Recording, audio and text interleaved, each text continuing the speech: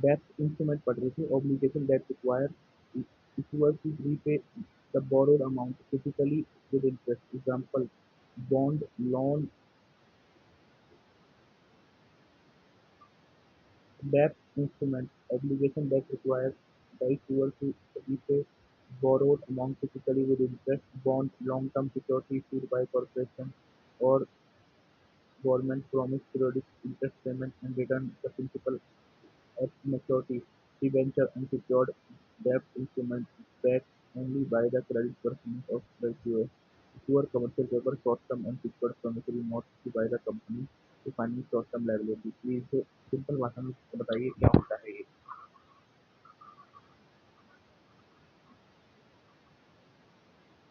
Simple भाषा में बताइए क्या होता है। डेब्ट इंस्ट्रूमेंट वो फाइनेंशियल टूल होते हैं जिनके जरिए कंपनी या गवर्नमेंट अपने पैसे उधार लेती है। ये इंस्ट्रूमेंट उनके लिए एक तरह के ऑब्लिगेशन होते हैं जिसमें उन्हें लोन वापस की रकम इंटरेस्ट के साथ करनी होती है। बॉन्ड एक long term debt long term debt debt long term debt security होती है। जब जब आप बॉन्ड खरीदते हैं तो आप कंपनी को पैसे देते हैं और कंपनी आपको रेगुलर इंटरेस्ट पेमेंट करती है।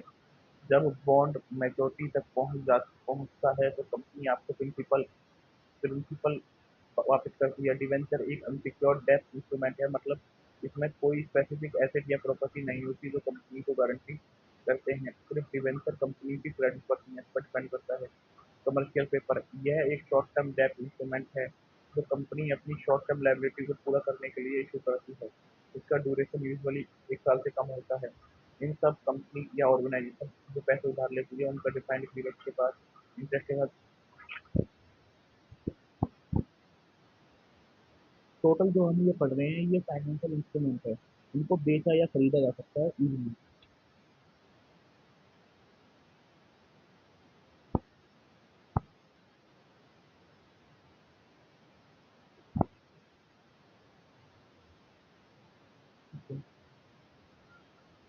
अनसिक्योर्ड डेट इंस्ट्रूमेंट कहते हैं। Equity instrument represents ownership interest in a company. Example, common stock, share the provide voting rights and claim on a portion of, of the company profit. Preferred stock, stock that offered fixed dividends and has priority over common stock is asset liquidation but typically less voting rights। ये जिसे बता दीजिए क्या लिखा है simple भाषा में।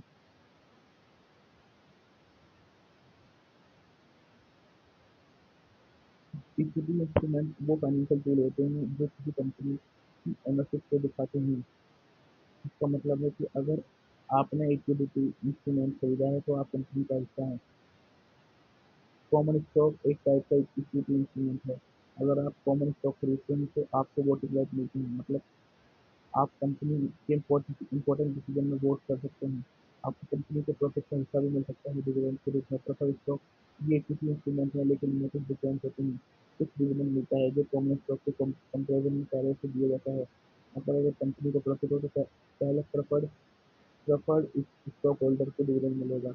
Liquidation के टाइम पर अगर कंपनी बंद होती है तो प्रेफर्ड स्टॉक होल्डर को पैसा मिलता है कॉमन स्टॉक होल्डर के कंपेरिजन में। वोटिंग राइट नहीं मिलते, मतलब आप कंपनी के डिसीजन में वोट नहीं कर सकते। कंपनी शब्दों में कॉमन स्टॉक आपको वोटिंग राइट मिलते हैं, प्रॉफिट का हिस्सा मिलता है ताकि और जबकि प्रॉफिट स्टॉक में आपको फिक्स डिविडेंड मिलता है और कंपनी कॉमन स्टॉक में आपको प्रॉफिट का हिस्सा मिलता है।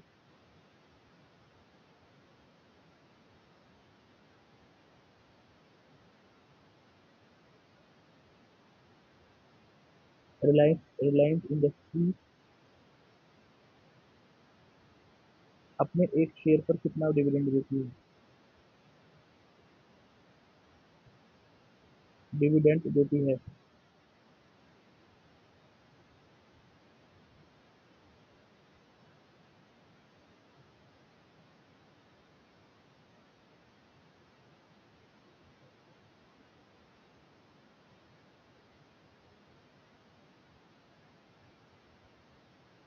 सबसे ज्यादा डिविडेंड कौन सी कंपनी देती है अपने शेयर पर?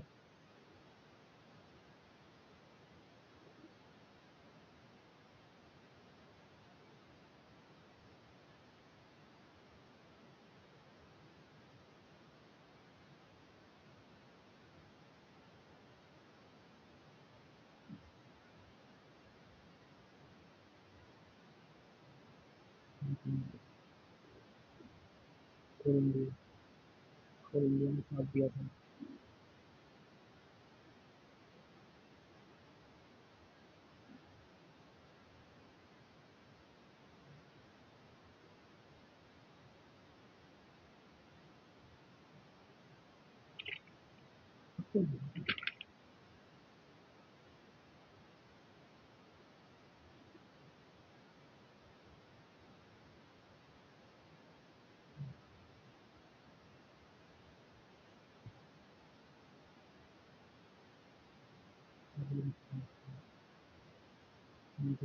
हाइब्रिड मनी मार्केट इंस्ट्रूमेंट है अगला, वो तो पता ही है। हाइब्रिड इंस्ट्रूमेंट है कि कंबाइन फीचर बोथ डेप्थ एंड इक्विटी इंस्ट्रूमेंट। इसका एग्जांपल है डेप्थ एंड इक्विटी इंस्ट्रूमेंट, जिनमें दोनों के वो होते हैं। Convertible bond, you must convert, ठीक है। प्रेफरेंस शेयर विद डेप्थ debt like structure. preferred stock that exhibit characteristics of both equity and debt, ठीक है। foreign exchange instrument used in trading of currencies। Foreign exchange instrument used in the trading of currency, spot contract agreement for immediate exchange of currency at rate rate currency exchange rate, forward contract, customized contract to exchange currency at the future date with a predetermined rate। इसको बताइए हिंदी भाषा में।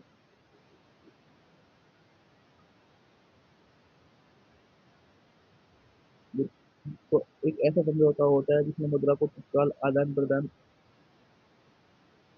के तहत बहुत जल्दी, आमतौर पर दो तारीख दोनों के भीतर दोनों पक्ष के बीच रखे रहते हैं बाजार के सिस्टम तक अकॉर्डिंग से अनुकूलित समझौता होता है जिसमें मुद्रा का आदान प्रदान भविष्य में निर्धारित तारीख की दर पर तय किया जाता है।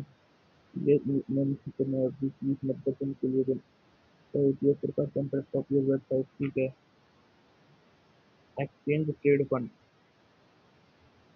Exchange trade fund, marketable security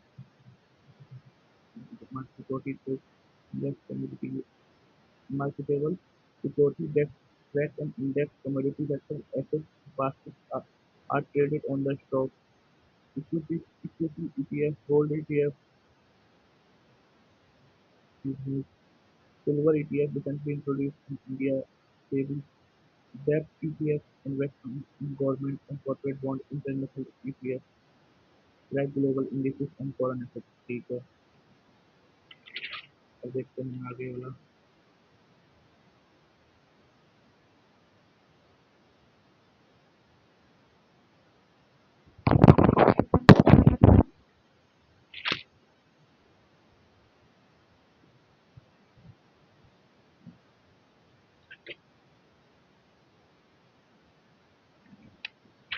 11 पन्ने तक करेंगे। With reference to the sector of Indian economy, consider the following statement. Storage of agriculture, secondary, dairy farm, primary, mineral exploration. Primary भी आ सकता है, टर्शियरी भी आ सकता है। Weaving cloth, weaving cloth,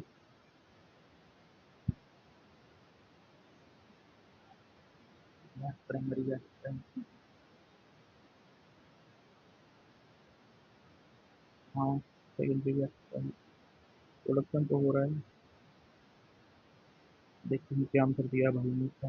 B, only two, dairy farm primary, weaving cloth secondary. देखते हैं आगे देखेंगे। Since 1980 the share of tertiary sector in total GDP has gone down.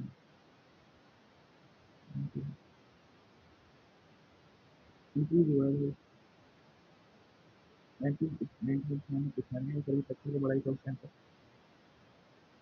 As the GNP, gross national product of a nation, increase the share of tertiary, ये भी increase हुआ है। 2 बार पूछ चुका है हमसे टर्शरी सेक्टर के बारे में, 3 बार। ठीक है, 13 का 20। Which of the following activity constitutes real sector in the economy? Real sector, farm harvesting their crop, textile converting raw material into fabric, commercial bank lending to a money trading company, corporate body issued receiving bond. इसका answer भी ए है। ठीक है। This is a fairly easy question based on common observation has direct involvement of natural resources like livestock, mineral etc. is a primary activity. This is fairly easy question based on common observation. ठीक है, common observation का question है। any that has direct involvement of natural resources, livestock, crops, minerals, etc. is a primary activity. Any activity that involves transferring a raw material into financial products is a secondary activity. Any activity involves storage, transportation, processing, plus processing technician, credit, credit extract, is a tertiary activity. Storage is a service, not a manufacturing activity. It, it falls under the tertiary sector. It includes transport, communication, and banking warehouse. Dairy farming involves extraction from resource from the nature, animal milk from animal. It is classified as a primary sector activity. Exploration and extraction of minerals is a part of exploration and minerals is a part of primary sector. As it involves utilization of natural resources, tertiary would be service after exploration like market and logistics। इसमें बोल लगता है भाई जो आप explore कर रहे हो एक्सट्रैक्ट कर रहे हो प्राइमरी सेक्टर का पार्ट है ना, क्योंकि आप नेचुरल रिसोर्स को कर रहे हो। परंतु जब आप उसको मार्केट कर रहे हो, उसको बेच रहे हो, उसको एक्सप्लोर कर रहे हो, वो तो ठीक है। परंतु अगर आप रिफाइनिंग कर रहे हो, वो हो सकता है, वो वो हो सकता है उसमें रिफाइनिंग ऑफ पेट्रोल किसमें आएगा, सेकेंडरी सेक्टर में या टर्सरी सेक्टर में?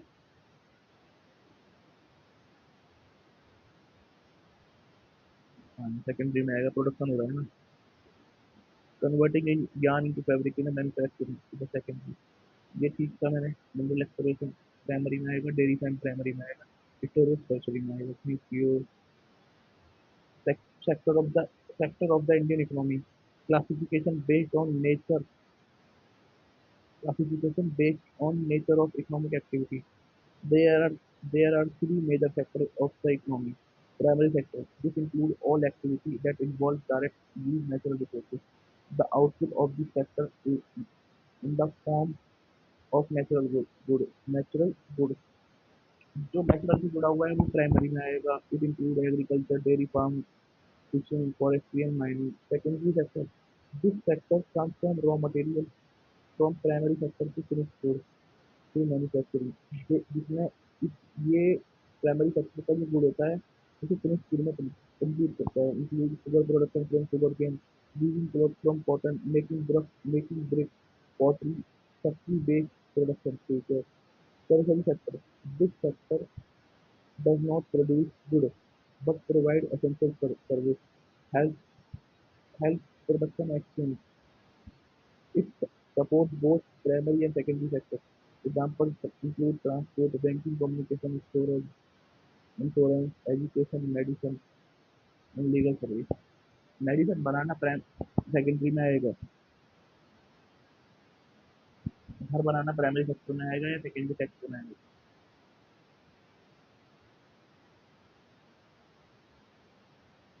प्राइमरी सेक्टर में, टर्सरी सेक्टर में आएगा या सेकेंडरी सेक्टर में आएगा? टर्सरी, क्योंकि वो हो रहा है ना। अब देखते हैं sectoral interdependence। All three sectors are interdependent. For example, farmer within primary sector need electricity and transport from tertiary sector. Similarly, secondary sector like sugar mill depend on raw materials from the primary sector and transport facilities from tertiary sector। Another example, cotton is grown by farmer primary, spun in yarn and woven into cloth in factories, secondary, sold in markets using transport and banking service, tertiary. Example of economic activities and their sector: storage of agriculture, tertiary; dairy farming, primary; mineral exploration, primary; weaving cloth, secondary; beekeeping, primary; call center, tertiary; failed in service, then tertiary, quarter secondary, 4 years service tertiary, money lender आएगा tertiary, match factory आएगी secondary में, and और land gardener maintaining land ये भी आएगा primary में। ठीक है। Classification classification based on employment condition. Organized sector. This sector is registered with government and follows specific rules.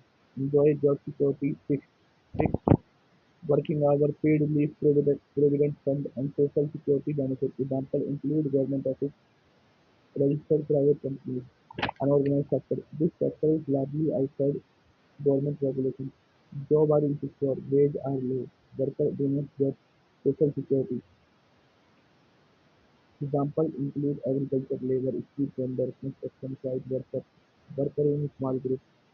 This drives unemployment occurs when more people are employed than actually needed. If some of them are renewable, the total output would not fall. It is common in rural agriculture, where five members may be working on a land that requires only two or three.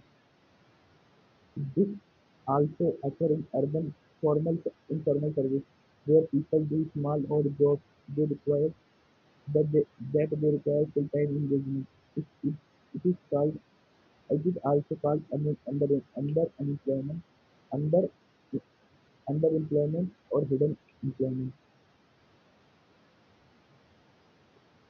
ये खुदा क्या लग रही है under unemployment and hidden under employment and hidden employment किसे कहते हैं? 40 शब्दों में बताइए, 40 वर्ड्स में बताइए।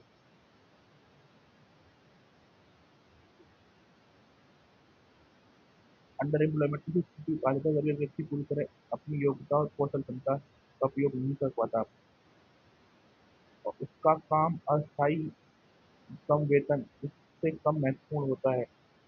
उदाहरण के लिए, अगर किसी व्यक्ति को पूरी तरह पेशेवर काम करने की बजाय सिर्फ सिर्फ आंशिक या कम श्रेणी का काम करना पड़ता है, तो उसे अधिक रोजगार कहा जाएगा। ये आर्थिक दृष्टि से अनुत्पादक और कामकाजी शक्ति का पूरी तरह उपयोग नहीं हो रहा है। हिडन एम्प्लॉयमेंट वह रोजगार होता है जो वास्तविकता में मौजूद तो होता है, लेकिन सरकारी आंकड़े या सांख्यिकी को प्रदर्शित नहीं कर सकता। यह आमतौर पर औपचारिक या अनौपचारिक संगठन में होता है, जैसे खेतों में परिवार के सदस्य काम करते हैं, छोटे स्तर पर दैनिक कामकाजी लोग बिना कहीं पंजीकरण। सोचिए, भारत में ना, तो ये एम्प्लॉयमेंट एम्प्लॉयमेंट बोलते हैं, जैसे ये जो बेचारे डिलीवरी पार्टनर्स हैं, ये सब बेचारे अंडर एम्प्लॉयमेंट है। ठीक है, अब देख लेते हैं ये होगा sector-wise trend in GDP and employment.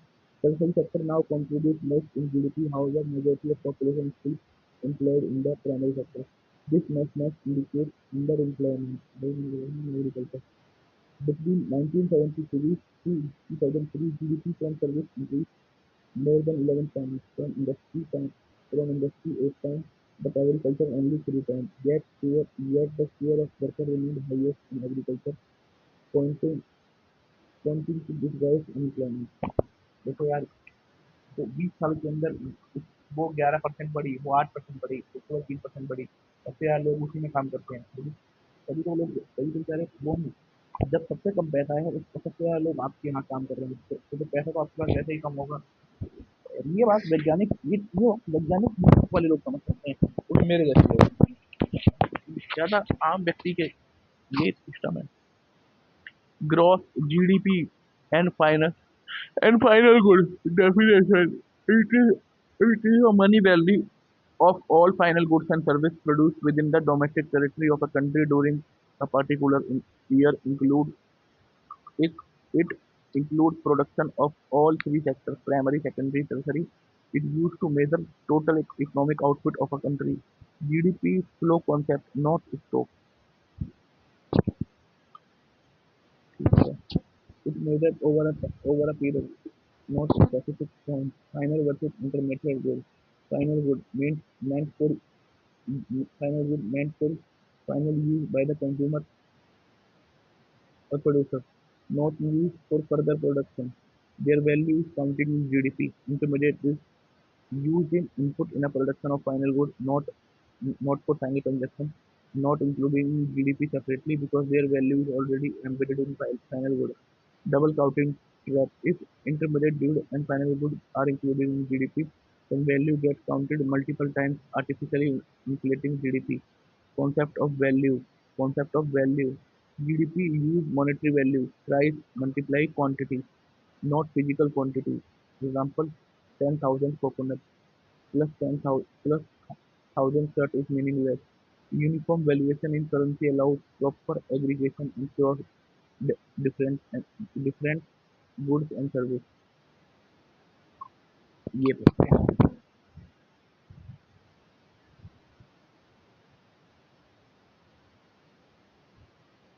GDP use monetary value, not physical quantity. Un, uniform valuation in GDP currency as for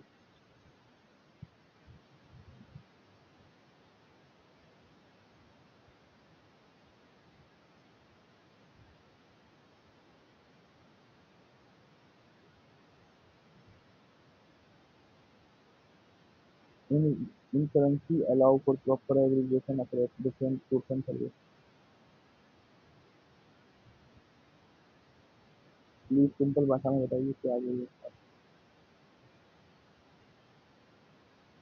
ये वाक्य अर्थ आ रहे हैं मतलब जीडीपी का उपयोग जीडीपी का उपयोग मौद्रिक मूल्य में किया जाता है ना कि शारीरिक मात्रा में यह विभिन्न वस्तुओं की सेवाओं के बीच उचित योग के लिए मुद्रा का समान मूल्यांकन यूनिफॉर्म वेरिएशन करती है सकल घरेलू उत्पाद को हम पैसे के मूल्य में मापते हैं ना कि उनकी शारीरिक मात्रा के मूल्य में इसका मतलब है कि विभिन्न वस्तुओं और सेवाओं जैसे कपड़े भोजन आदि इन सबका मूल्य एक मुद्रा में तय है और किया जाता है ताकि हम कहीं मिलकर हिसाब कर सकें ये कहना है कि विभिन्न वस्तुओं और सेवाओं की कीमतों का तुलनात्मक मूल्यांकन किया जाता है ताकि उनका मूल्य सही हो सही बोला Neither authority, NSO, under the Ministry of Security Research, is coordinate with state and union territory level department collect data. The data include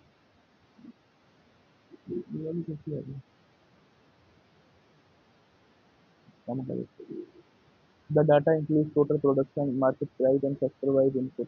The method ensures national consistency and comparability. The data includes total production, market price, and sector-wise output. The method ensures national consistency and comparability. Meaning in Hindi. ये वाक्य ऐसा ही है data में कुल उत्पादन बाजार मूल्य क्षेत्र इसका इसका सभी का यह सुनिश्चित करता है कि राष्ट्रीय संगति और अनिश्चितता ठीक है comparability. GDP composition by sector.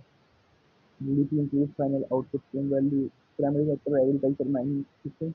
Secondary sector manufacturing and industry. Tertiary sector service like transport and banking. Sum of total value of output of these three sectors gives GDP for that year. Conceptual insight for MCQ. GDP is conceptually measured total value added in the economy and can be estimated using three method production. GDP conceptually a measure total value added in the economy and can be estimated using three method production, income and expenditure. Please simple ना समझाओ language में समझाओ GDP का मतलब किसी देश की अर्थव्यवस्था में सभी वस्तुओं सेवाओं के कुल मूल्य देश में सीमावधि में स्थापित किया जाता है क्या आगे GDP does not include resellable old goods.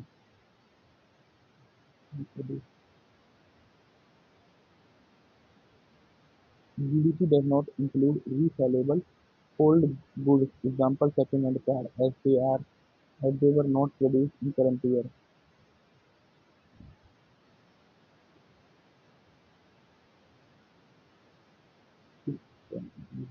रही तो दिखा क्योंकि वो इसका यूज़ करने की बात है।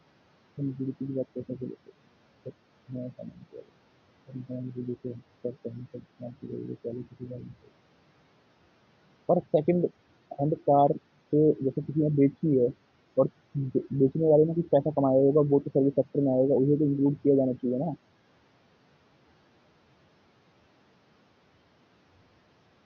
अगर कोई दूसरा बेचता है तो बेचने वाले ने पैसा कमाया उसे तो आमतौर पर कह सकते हैं कि सेकंड कार की बिक्री जैसे किसी कार सेकंड दूसरी व्यक्ति का तो कार का मूल्य जीडीपी में शामिल नहीं होता ये पहले से किसी अन्य वर्ष में साबित हो चुका है। तो वैसे हालांकि बेचने वाले द्वारा दी गई सेवा है कार की बिक्री मध्यस्थ कार विज्ञापन सामाजिक सेवा से अंतर्गत कराती है यानी कार को बेचना या उसे बेचने में किसी तरह मध्यस्थ को सेवा प्रदान करना इस क्षेत्र का हिस्सा बनता है जीडीपी में जोड़ा जाता है इसका कस्टमर कार की चीजें बन जाती है द्वारा बेचने वाले द्वारा किया गया काम को सेवा क्षेत्र में शामिल किया जा सकता है लेकिन कार का खुद का मूल्य जीडीपी में नहीं होता।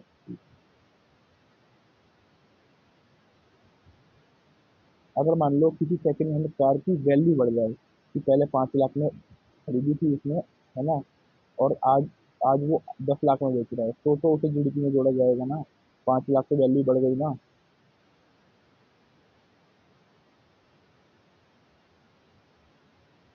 तो स्वयं जीडीपी में मूल्य परिवर्तन प्रयास नहीं होता ना कि इस कारण से।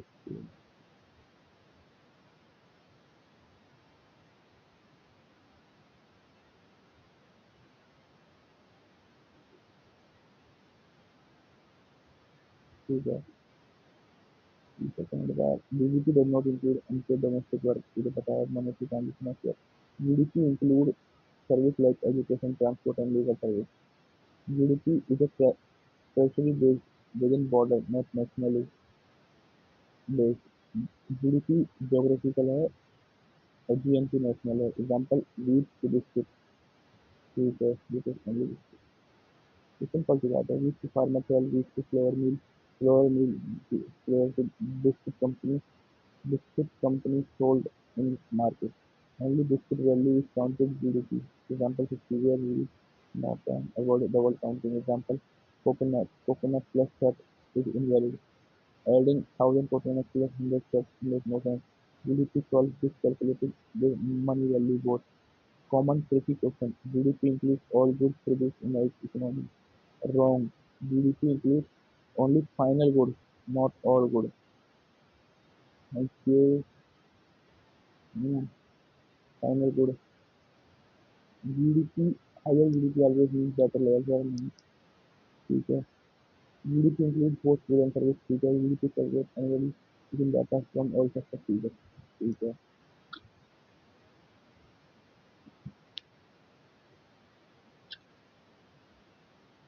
देखते हैं चलो आगे देखते हैं। जीएसटी में हमसे क्वेश्चन पूछा था। क्या पूछा था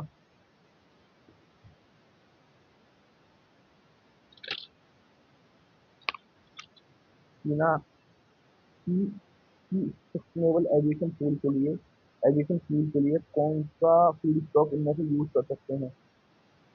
agriculture residue corn grain waste water treatment sludge and wood mill salt mill waste. ये क्वेश्चन इसने हमको पूछा था। इसका आंसर है ऑप्शन सी हम सभी यूज कर सकते हैं। और इससे पहले इसने हमसे ये लगातार क्वेश्चन पूछ रहा है हमारी एथनॉल या बायोफ्यूल पॉलिसी को लेकर। 2020 में इसने हमसे क्वेश्चन पूछा कि ना according to Indian national policy on biofuel which of the following can be the raw material for production biofuel. ठीक है। देखो बायोफ्यूल जो पॉलिसी आई थी हमारी 2018 में इसका मेन काम था कि भाई अपनी एनर्जी सिक्योरिटी को सिक्योर करना। परंतु ऐसा ना हो कि वो एनर्जी सिक्योरिटी आपको खाद्य असुरक्षा में डाल दे है ना। हमें हमें रेसिड्यू का प्रयोग करना है। ये फर्क है हमें और डेवलप कंट्री में। मतलब जो हमें हमें अपनी खाद्य जरूरतों को सबसे प्राथमिकता देनी है वो तो हर देश देता है और पाकिस्तान के तौर पे। और अपनी जो एनर्जी सिक्योरिटी है बायोपॉलिटिनॉल है इन सबको बाद में प्राथमिकता देनी है। जैसे इसमें था कवासा, जैसे अगर आपको नहीं पता भाई, रोटन पोटैटो, शुगर बीट नहीं पता, बहुत बच्चों को नहीं पता होगा, तो आप अगर आप हॉर्स ग्राम को देखते, चने, जो घोड़े चना खाता है, काले चने, ब्लैक ग्राम बोल दो, पहले उसे आप देखो कि स्कोर फोर इसे एलिमिनेट कर दो। फिर ग्राउंडनट सीड, भाई ग्राउंडनट सीड से बनाओगे क्या आप? ग्राउंडनट सीड से बनाओगे क्या एथेनॉल?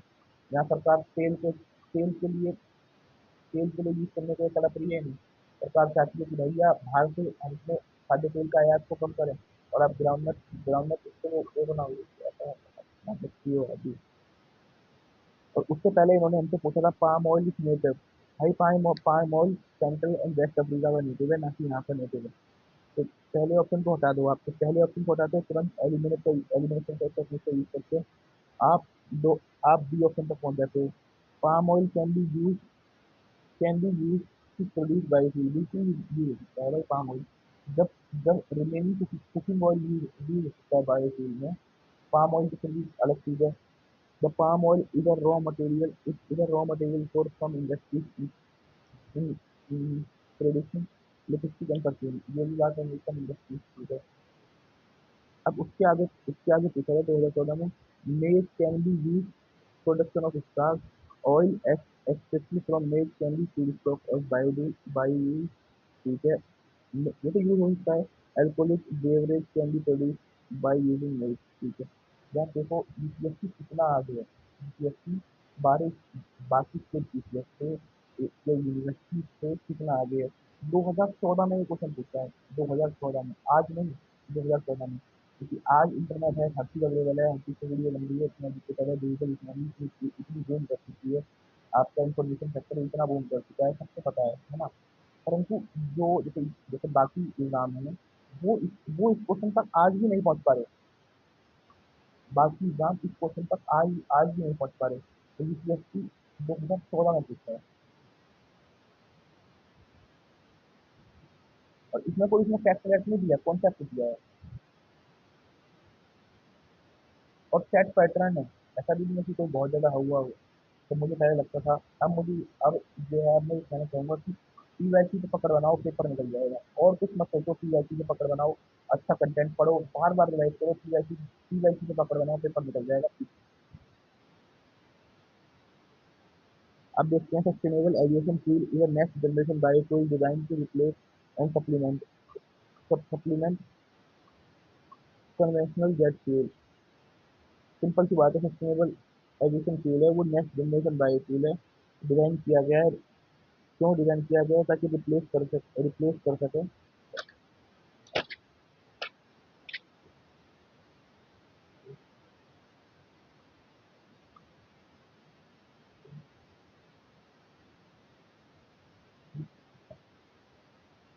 ठीक है। अब ये बेसिकली हम बायोफ्यूल क्यों बना रहे हैं, सिंपल सी बायोफ्यूल क्यों बना रहे हैं, अच्छा लगता है इसलिए नहीं, है ना। जैसे वो डायलॉग नहीं है, डायलॉग है उसमें, बात में, टैक्सी लग रहा था, परपेंडिकुलर बोलता है, टैक्सी लग रहा था, नहीं परपेंडिकुलर बोलता है, कौन बोलता है? पैदल से जब सांप छीन लेता है, पैदल से जब सांप छीन लेता है ना। इधर next generation biofuel design to replace supplement,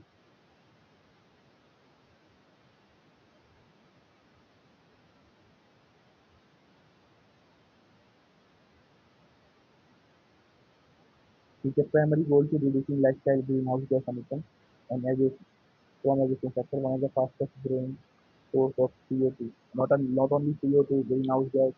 और ये हमने पढ़ा था, रिफ्रेश करके वो इंडेक्स पढ़ा था ना, उसमें ये पढ़ा था हमने, characteristic of sustainable aviation fuel, similar, chemically similar to, बिल्कुल सही बात है, बहुत अच्छी बात है। ये पूछेगा इसके लिए कुछ सम मॉडिफिकेशन, लिटिल मॉडिफिकेशन चाहिए, कोई लिटिल मॉडिफिकेशन नहीं, यूज कर लो बस। ड्रॉप इन यूज है, फ्लावर भगाओ, produce, provide a net reduction of 80% of life cycle. ऐसा यूज करते हो तो भैया आप 80% ऑफ लाइफ साइकिल कम कर देते हो CO2 की। Emission depending on the feed stock and production pathway, तो ठीक है। enhance energy security, support rural economy, promote decarbonization।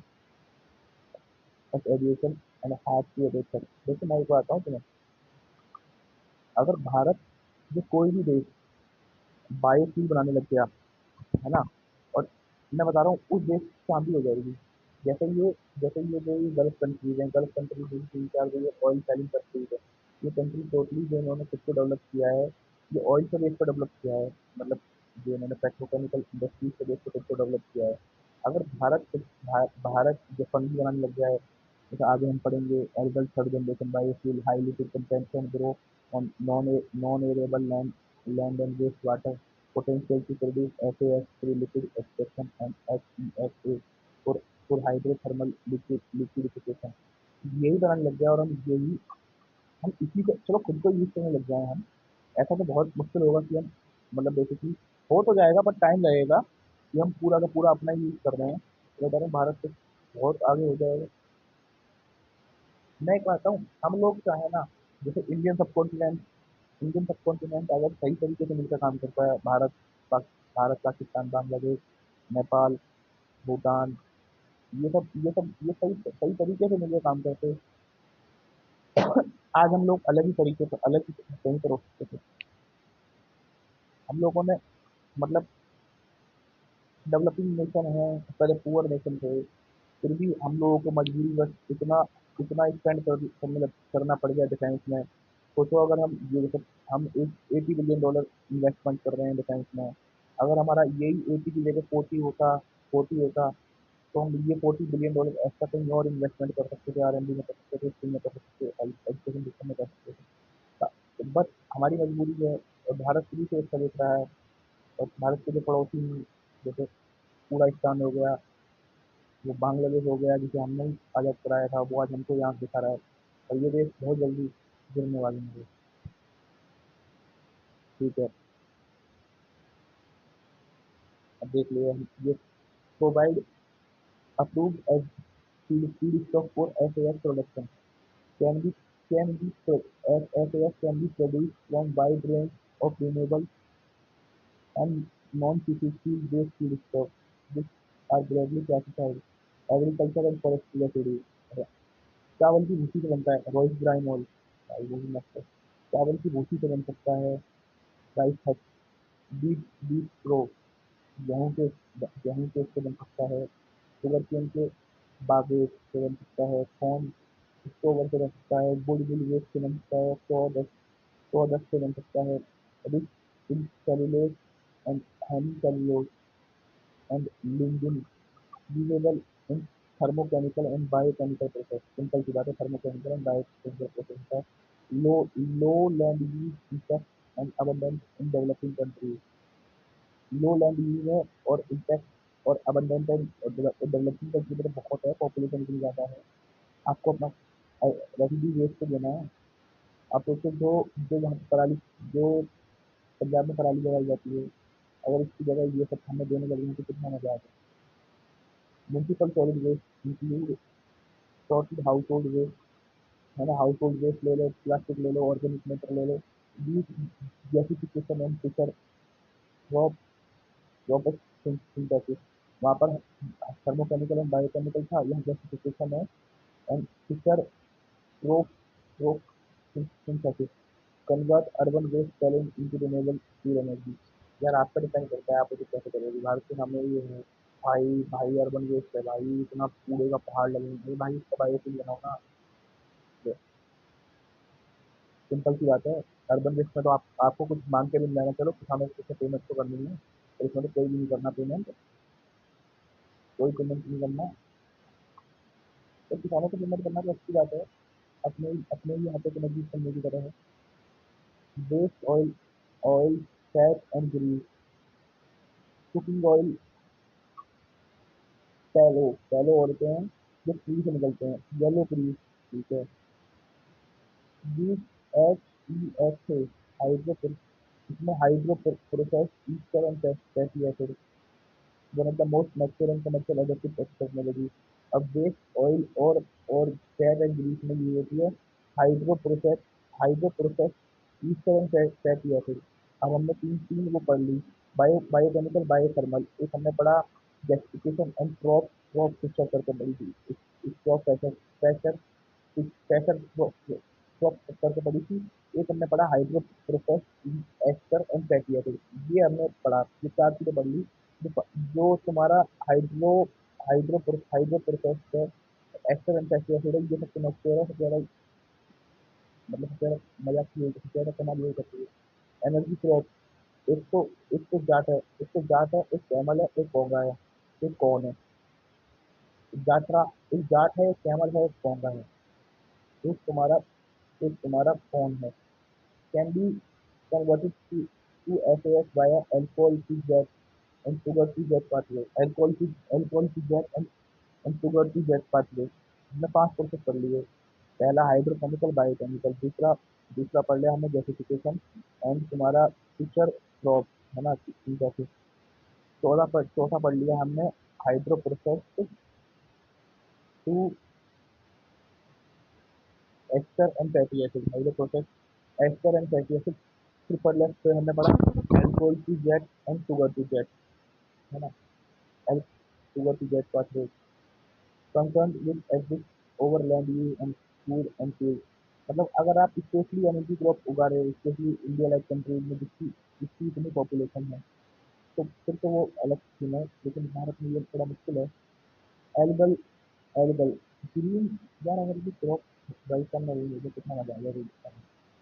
Algae third generation biofuel, high liquid content can grow in non high lipid. देखो algal third generation biofuel, high lipid content होता है, can grow non arable land and waste water. हाई, जहाँ पर खेती नहीं हो रही वहाँ पर उगा दो, एंड वेस्ट वाटर पे उगा दो। Potential to produce SAF through lipid extraction and HESA and hydro lipid extraction, high hydro process ester and and fatty acid and hydrothermal liquidification. Hydrothermal यहाँ से ले लिया एंड लिक्विडिफिकेशन ले लिया। देखिए यार हमारे यहाँ इतने नाले हैं, ये प्रॉब्लम है, और यहाँ पर ये उगाई है, कितना मजा है। आपके पास आपके पास ऐसा नहीं है कि रोते रहना के लिए कि भारत में कुछ नहीं है भाई, अगर करोगे तो सब कुछ है। जी देखो, मेरे जैसे व्यक्ति को इतने आइडिया आ रहे हैं, हम पढ़ रहे हैं यहाँ पर, ये कोई बिग डील तो है नहीं। हमारे जो नीति निर्माता हैं, इन्हें इन्हें आइडिया आइडिया नहीं आनी चाहिए। फिर कोई नहीं, जय बाप बात नहीं। Industrial waste gases, CO2 rich gases from steel plant और fermenting fermenting based CO2 stream, example Lanza ethanol, LanzaTech ethanol to gas technology using carbon capture. देखो यार, ये कंपनी ने इसने कार्बन कैप्चर करके वो उड़ा दिया, कार्बन कैप्चर से ही जेट उड़ा दिया। Ethanol to jet technology, LanzaTech ने ethanol to jet technology carbon capture करके अगले अगले महीने में जेट उड़ा दिया। कितने अच्छे लोग हैं, भगवान के लिए उनको सलाम करो। Gas gas fermentation, rich power to gas fermentation है, गैसिफिकेशन है, power to liquid liquidification, hydrothermal liquidification, वही है। Waste water treatment contains organic biomass and liquids, can be processed anaerobic digestion, pyrolysis, and microbial conservation to produce SAF। ठीक है, pyrolysis है, microbial conversation है, analytic digestion. जैसे अभी हम इससे पहले कौन कौन से देख चुके हैं, बायोथर्मल हाइड्रोथर्मल देख चुके हैं, biochemical and hydrothermal and hydrochemical देख चुके हैं। फिर हमने देखा गैसिफिकेशन देखा, फिर हमने देखा क्रॉप फिल्टर सिंथेसिस, फिर हमने देखा hydro H E F H E F A, ये मोस्ट कॉमन मोस्ट मैच्योर है। फिर हमने HESA देखा, फिर हमने देखा हाइड्रो हाइड्रोकेमिकल है ना, हाइड्रोथर्मल हाइड्रोथर्मल लिक्विडिफिकेशन। फिर हमने देखा लिक्विड टू लिक्विड, वो power to liquid technology, power to liquid technology, power to liquid technology, gas fermentation and power to liquid technology. फिर हमने आखिरी देखा है सीरियलिसिस microbial conversion to produce S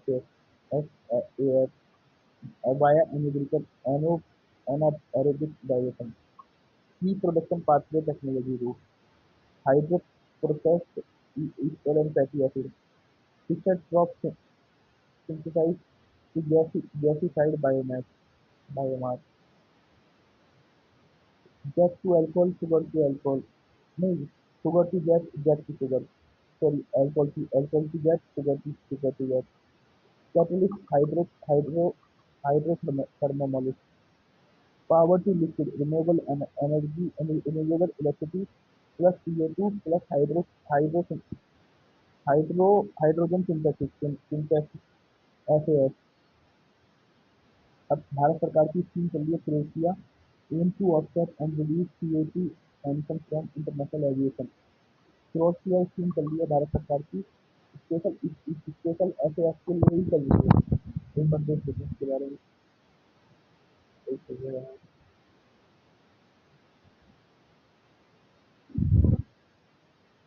क्या नाम है, क्रोएशिया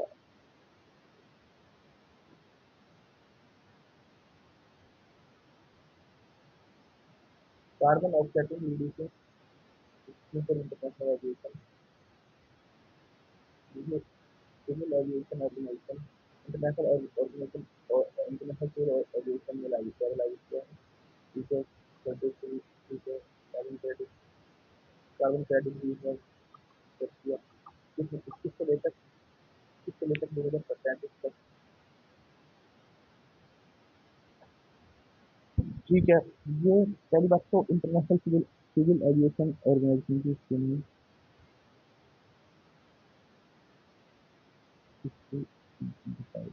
ठीक है।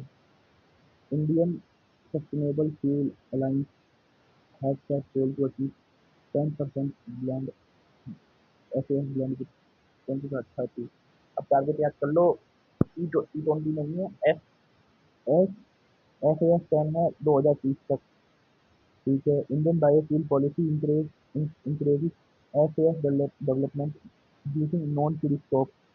CSIR double IT air India has conducted price flights using SAF blend। अब ये पूछ सकते हैं कभी नहीं भाई, सही है, जहाँ पे लोग कार्बन क्रेडिट सही चला रहे हैं। National policy on biofuel 2018 and 2022 amendment, ministry of petroleum and natural gas promote promote the production of biofuel in alignment with energy security, climate goals, and rural development, use indigenous feedstocks to reduce import dependency on crude oil, generate employment and support farmer income।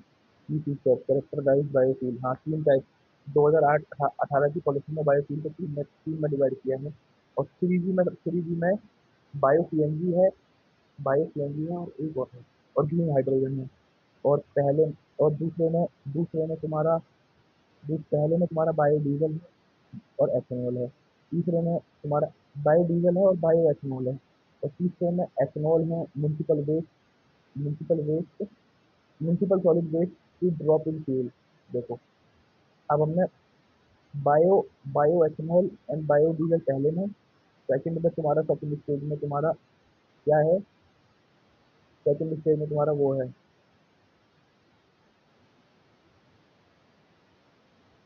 नहीं नहीं, second stage में तुम्हारा वो है, second stage में तुम्हारा ethanol है, फिर municipal waste to drop in use fuel. ठीक है, थर्ड में तुम्हारा बायो सीएनजी है एंड ग्रीन हाइड्रोजन है। ठीक है, allowed use various feedstock including sugar cane, juice, molasses, शीरा बोलते हैं, damage food grain, rotten potato भी देख लीजिए, सड़ा हुआ आलू, non usable oil seed, GCA, ये ये तेल से रिलेटेड है ना। कहाँ गया, GCA, beef cooking oil, animal से चलो, जानवर की चर्बी से बना सकता है बायोफ्यूल।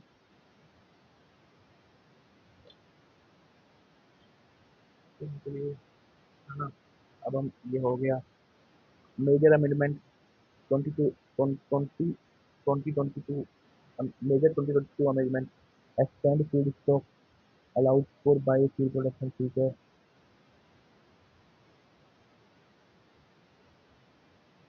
ठीक है ना, ये भी अच्छा हुआ।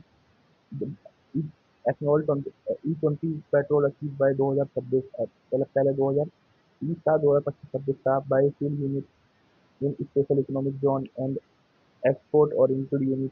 ठीक है, हम बायोफ्यूल को एक्सपोर्ट कर सकते हैं, हाँ भाई कर सकते हैं, स्पेशल इकोनॉमिक जोन में बनता है।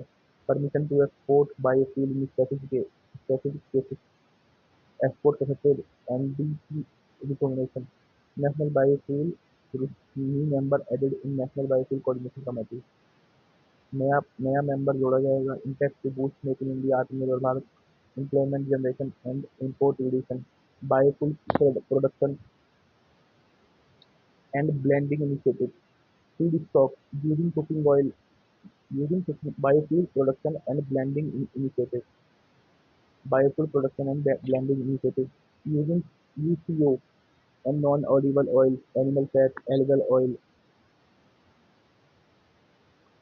biofuel biodiesel production. Biodiesel production and blending initiative. Use cooking oil and non-edible oil, animal fat, algal oil. Biodiesel में आप कुकिंग ऑयल को यूज कर सकते हो, एनिमल फैट को यूज कर सकते हो, एल्गल ऑयल को यूज कर सकते हो, और नॉन एडिबल ऑयल को यूज कर सकते हो। ठीक है, use cooking oil, sorry using cooking oil, OMC, OMCS implemented. OMC क्या होता है? Implemented use cooking oil based biodiesel requirement, है ना। Biodiesel is a part of policy fuel under 2018 policy and produce biodiesel as per, मतलब वो ही ठीक है। स्पेशल इकोनॉमिक जोन और एक्सपर्ट ओरिएंटेड यूनिट्स में आप एक्सपोर्टेड ओरिएंटेड यूनिट्स में आप बायोडीजल का प्रोडक्शन कर सकते हो। Primary for primarily for blending high speed diesel used in stationary engine industrial heating. ठीक है, future direction expansion of feedstock R&D into 2G and 3G biodiesel integrated with circular economy waste to wealth. Green hydrogen mission, green hydrogen mission approved by cabinet 4 January 2023। Model ministry ministry of new and renewable energy, 19,000 crore रुपए दिए हैं। Target है बिजली hydrogen production करना है 2030 तक, 5 million ton, है ना। 8 लाख करोड़ की इन्वेस्टमेंट करनी है। CO2 एमिशन को कम करना है 50 मिलियन मेट्रिक टन तक। 125 गीगावाट एनर्जी प्रोडक्शन करना है। 6 लाख जॉब प्रोड्यूस करनी है। अब mission component site site scheme, strategic implementation for green hydrogen, electrolyser manufacturing. आपको इलेक्ट्रोलाइजर की मैन्युफैक्चरिंग करनी पड़ेगी, है ना, जिसमें 1500 megawatt annual annual contract awarded June 2024। Green hydrogen production 4.2 lakh ton annual contract. Green ammonia production allocation increase, देखो सोच रहा था हो जाएगा पर बढ़िया है। एनिमल एनिमल क्या होता है? एनिमल क्या होता है?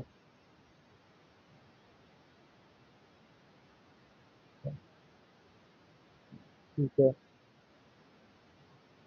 ठीक है। अब हमें ग्रीन हाइड्रोजन प्रोडक्शन करनी है 4.12 lakh ton annual contract award Jan 2024। Green ammonia production allocation करनी है increase 5.5 lakh to 7.7 lakh tonne, enabling ecosystem green hydrogen phase on national single window. Green hydrogen में अमोनिया का यूज होता है क्या?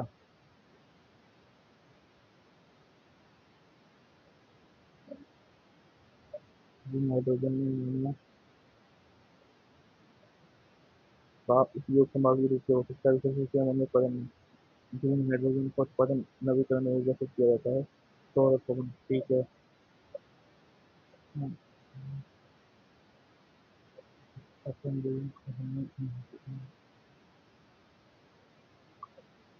ठीक है, ठीक है। ये सब तो है ही। अमोनिया का वो करना है। साइट स्कीम किससे रिलेटेड है? ग्रीन हाइड्रोजन से रिलेटेड है।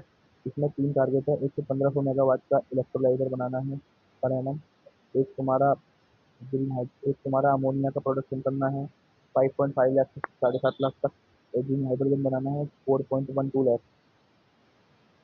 पर एनम, लाख टन, ठीक है। अब इनेबलिंग इकोसिस्टम, ठीक है। आप इससे सिंगल विंडो मैप बना दिया, R&D रोड मैप कर दिया। Global engagement, international conference on green hydrogen New Delhi में हुई थी। International partnership for green hydrogen in fuel cell economy, ये भी ये भी world green hydrogen summit Rotterdam में हुआ था। Policy support, code, standard recommendation, export promotion and demand creation focus, ठीक है। Ethanol blending target in India, ethanol blending programme in India initiated by renewable renewable and natural gas and launch 2013 में launch हुआ था। 2014 के बाद PGI programme to aim blend ethanol with petrol, crude oil import, promote clean energy, provide alternative market for agriculture produce. India achieved significant progress in blending targets over the year. 2013-14 तक 1.3 1.3% ये देता था। 8 crore litre ethanol supply करते थे हम। 2021 में ये मतलब सोच लीजिए क्या। एक लोग पूछते हैं सरकार ने काम नहीं किया, ये बताओ ना। ये मतलब 8% होने लग गया। 38 करोड़ से 302 लीटर का 302 लीटर सप्लाई होने लग गया। 302 crore litre, I am sorry 2022 तक ये 12% हो गया, 22-23 तक 12% हो गया। और ये 500 करोड़ लीटर एथनॉल यूज होने लग गया। और August 2024 blending level has reach approximately 15%। Government had advance इस ethanol blending target E20 earlier, फिर अमेंडमेंट, इसे अमेंडमेंट करके 2025-26 कर दिया गया। बिल बिल रिक्वायर्ड हमें, अब हमारा कितना है, अब हमारा है, हम 15% पहुंच चुके हैं। 12% पे हमारा 500 करोड़ लीटर था। जब हमें 15% पहुंचने के लिए ना, यार एक मिनट के लिए 15% देखते हैं हमें। 15% E20 के लिए हमें चाहिए 1016 करोड़ लीटर एथनॉल एनुअली चाहिए। सितंबर 2024 कंट्री है develop total ethanol production capacity, मतलब हम ज़्यादा ही प्रोड्यूस कर रहे हैं, ज़्यादा प्रोड्यूस कर रहे हैं, लेकिन एक्सपोर्ट कर रहे होंगे। 16 से 23 करोड़ लीटर एथनॉल पर एनम प्रोड्यूस कर रहे हैं हम। Ethanol blending programme as contributed to substitution. हम 1 लाख 1 लाख 1 लाख 181 लाख मैट्रिक टन हमने तेल बचा लिया। हमने 1 लाख करोड़ रुपए फॉरेन मनी में बचा लिया। हमारी कार्बन डाइऑक्साइड हमने 544 लाख मैट्रिक टन हमने कम कर दिया।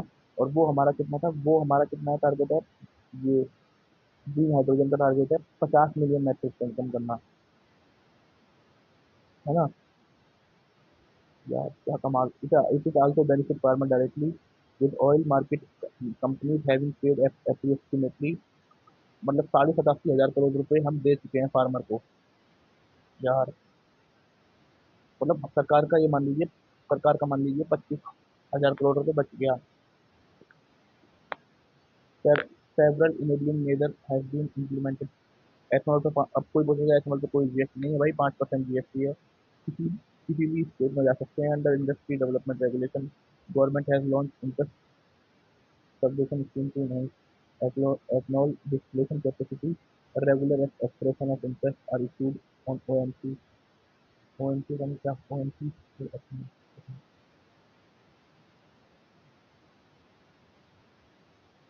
Oil making company for ethanol procurement ensure adequate supply. OMC की फुल फॉर्म क्या है,